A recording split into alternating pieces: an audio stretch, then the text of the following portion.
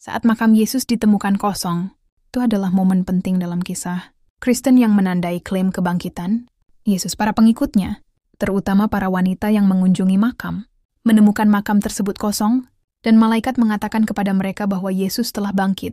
Ini menjadi dasar iman Kristen tentang kebangkitan Yesus dan menjadikannya sebagai pusat ajaran dan keyakinan agama. Berikut adalah beberapa poin penting yang terjadi saat makam Yesus kosong. Makam ditemukan kosong setelah Yesus disalibkan dan dikuburkan. Para pengikutnya, terutama para wanita, mengunjungi makam untuk mengoleskan tubuhnya dengan bumbu-bumbu. Namun mereka menemukan makam tersebut kosong. Bukan hanya itu, tubuh Yesus juga tidak ada di sana. Malaikat muncul.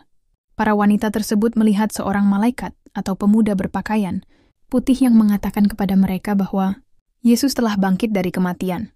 Kebangkitan Yesus. Pemahaman akan makam yang kosong dan kehadiran malaikat mengukuhkan keyakinan para pengikut tentang kebangkitan Yesus yang merupakan inti dari agama Kristen, mulai penyebaran Injil.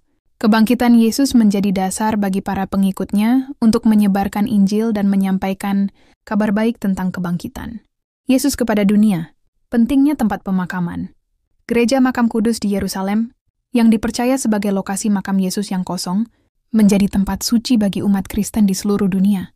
Secara keseluruhan, makam yang kosong dan kebangkitan Yesus adalah peristiwa kunci yang membentuk dasar agama Kristen dan memberikan harapan tentang kebangkitan dan kehidupan kekal. Thanks for watching. Yesus menuju penyaliban melibatkan beberapa peristiwa utama, termasuk perjamuan malam terakhir, penangkapan di Getsemani, pengadilan di hadapan pemuka agama dan Pilatus, serta perjalanan menyusuri jalan kesedihan atau Via Dolorosa, peristiwa-peristiwa utama sebelum penyaliban. 1. Perjamuan malam terakhir. Yesus makan malam bersama murid-muridnya untuk yang terakhir kalinya saat ia mengumumkan bahwa salah satu dari mereka akan mengkhianatinya. 2. Penangkapan di Getsemani. Setelah makan malam, Yesus pergi ke Taman Getsemani dan berdoa. Disitulah ia ditangkap oleh pasukan yang dipimpin oleh Yudas Iskariot. 3. Pengadilan di hadapan pemuka agama. Yesus dibawa ke hadapan Hanas dan Kayafas, imam-imam kepala, untuk diadili. Mereka tidak dapat menemukan kesalahan yang cukup pada Yesus untuk menjatuhkan hukuman mati. 4. Pengadilan di hadapan Pilatus. Yesus dibawa ke hadapan Pontius Pilatus, gubernur Romawi, untuk diadili. Pilatus berusaha membebaskan Yesus, tetapi karena tekanan dari orang-orang Yahudi, ia akhirnya memerintahkan penyaliban Yesus. 5. Perjalanan Via Dolorosa. Yesus dipukul dan dicambuk, lalu dipaksa untuk membawa salibnya sendiri. Ia berjalan melalui jalan yang penuh penderitaan menuju tempat penyaliban. Penyaliban. Yesus dipaku di kayu salib dan mati di sana. Setelah ia meninggal, seorang prajurit menusuk lambungnya dengan tombak. Thanks for watching. Yesus Kristus diperkirakan terjadi pada abad ke-1 Masehi, antara tahun 30-33 M.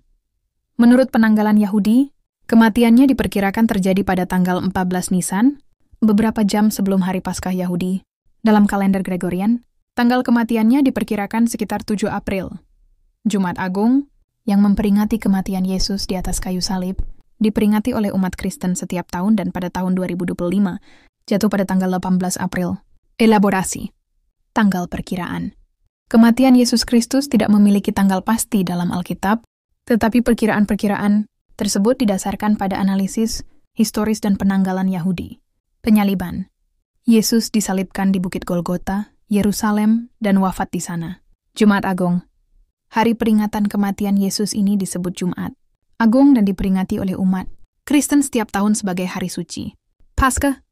Peristiwa kematian Yesus terjadi beberapa hari sebelum perayaan Paskah yang menandai kebangkitannya. Makna, kematian Yesus adalah pusat dari doktrin Kristen tentang keselamatan dan penebusan dosa. Thanks for watching.